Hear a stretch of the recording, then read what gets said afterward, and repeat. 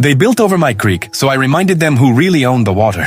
My name's Tom Rivers, 58, and I've lived on the same patch of land just outside Pine Hill, Texas, for nearly 30 years.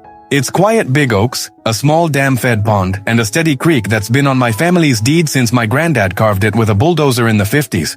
Then came the Hawthorne Meadows HOA, a new luxury community that took over the ridge next to my property.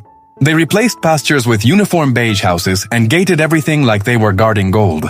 I kept to myself mostly until their plans started spilling into my land. One morning I wake up to bulldozers rumbling where my fence line used to be. The site manager's all smiles as he says they're adjusting the property grades. A week later, their flashy new homes start taking shape right alongside my pond and that creek. It's practically their decorative stream now. Then I get a notice taped to my gate. The HOA is requesting removal of unauthorized water structures, meaning my dam claiming it violates community aesthetics. They demanded I conform or face legal action. Imagine that. They build 30 houses on land that feeds from my water, and now they want to tell me how to manage it. Instead of losing my temper, I grabbed the old deed copies my father left me.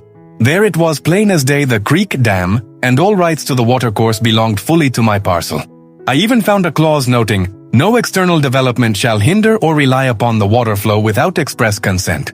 They had no consent, so I called my lawyer, double-checked every line, and then waited until the HOA's ribbon-cutting day.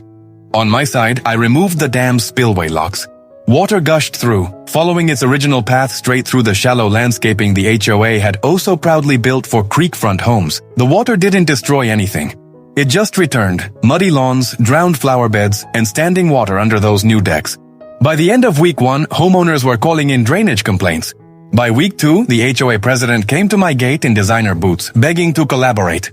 Turns out every permit and drainage report was invalid once my property rights came into question. Construction loans froze. Home sales stopped. Local news called it the creek confusion. The HOA tried blaming me, but when the county clerk confirmed the deed's water rights, they had to admit they built a multi-million-dollar neighborhood depending on someone else's private dam. The community fell apart faster than a sandcastle in the rain. I didn't gloat. I simply rebuilt my fence, repainted my private property keep out sign, and watched nature take her course. A few months later, the land investors quietly sold their mistakes at half price to new families without HOA nonsense. Still, every spring when I open that dam to let the creek flow, I remember the lesson. You can't control nature or a man who knows his rights. Then share your thoughts in the comments, but no one liked or subscribed.